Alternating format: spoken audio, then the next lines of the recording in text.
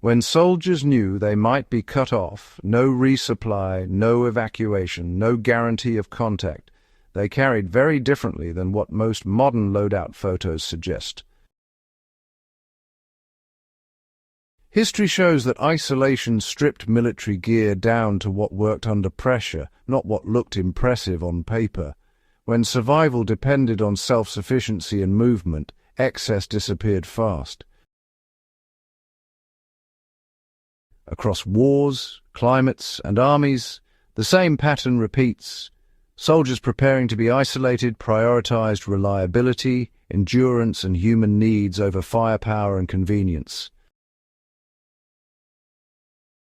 They carried food that required no decision-making. When cut off, food wasn't about calories alone. It was about certainty. Soldiers favored rations that could be eaten cold, quickly, and under stress. Hard bread, dried meat, compressed rations, rice and later field rations all shared one trait: they removed choices. Cooking meant smoke, time, noise, and exposure. Units expecting isolation avoided anything that required preparation unless absolutely necessary. Even when stoves were available, they were often left behind once movement became unpredictable. History shows that soldiers under isolation ate poorly but consistently. They chose food that could be consumed while moving, hiding, or exhausted. Hunger was tolerated, complexity was not. They carried water control, not water weight. Contrary to modern assumptions, soldiers rarely carried massive amounts of water when expecting isolation. Water is heavy, finite, and quickly becomes a liability. Instead, they carried means to access and manage water containers, purification tablets when available, cloth for filtering sediment, and knowledge of where water could be found.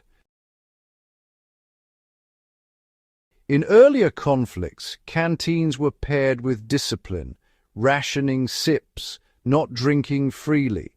Isolation forced soldiers to think in terms of time and terrain, not volume. Carrying too much water slowed movement and increased fatigue, which, just increased risk, so soldiers planned their movement around water sources instead of trying to outcarry thirst. They carried weapons they could maintain blind and tired. When resupply vanished, weapons were chosen for durability, not novelty. Soldiers carried what they knew how to keep running under dirt, cold, heat, and even neglect. A rifle was useless if it required frequent cleaning, specialized parts, or careful handling. Many soldiers reduced their carried ammunition as well, favoring fewer magazines or clips they could protect and account for. Sidearms were often dropped entirely unless doctrine or personal experience justified the weight. Grenades were limited, and, anything that encouraged reckless engagement was quietly discarded. Survival favored weapons that supported avoidance, not prolonged combat. They carried repair and improvisation tools, not spare gear. Instead of backups for every item, soldiers carried ways to fix what they had: cordage, needles, wire, tape, small tools, and simple fasteners appeared again and again in historical accounts. Boots failed, packs tore, straps broke. Soldiers who survived isolation repaired constantly. A needle and thread weighed almost nothing and preserved mobility.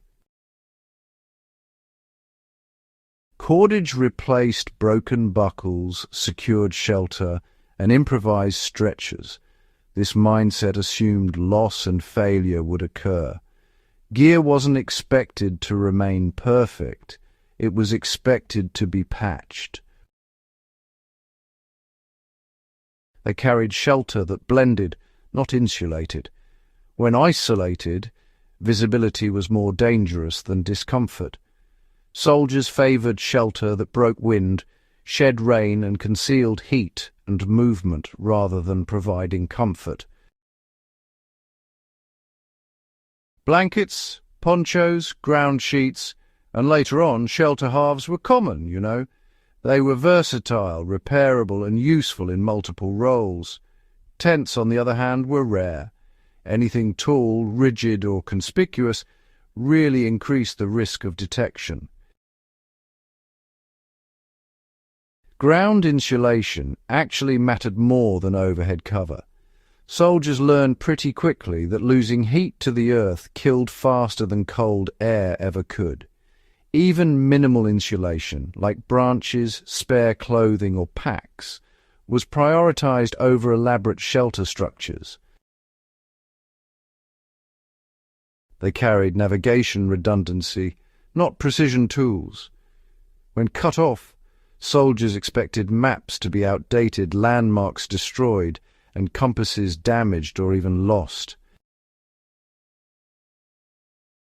They carried backups, sketch maps, written notes, terrain familiarity, and shared orientation among the group.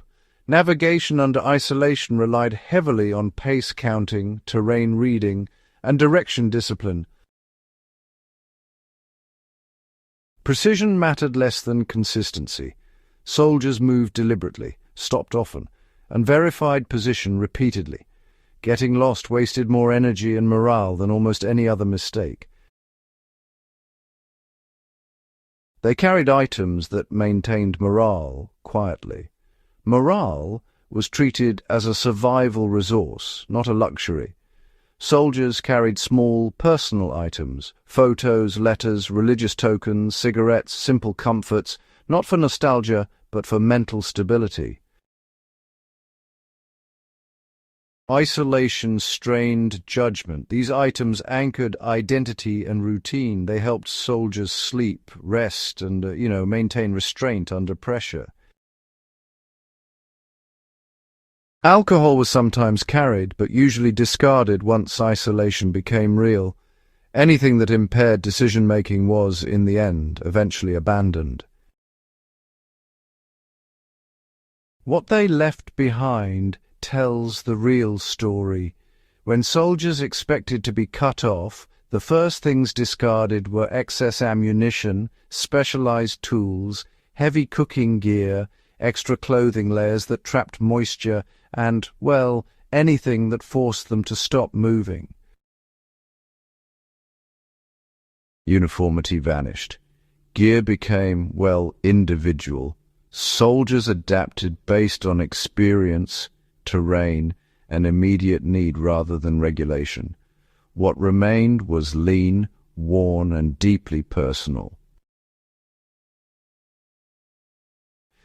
The lesson modern survival culture misses. What soldiers carried when isolation wasn't about preparedness theatre.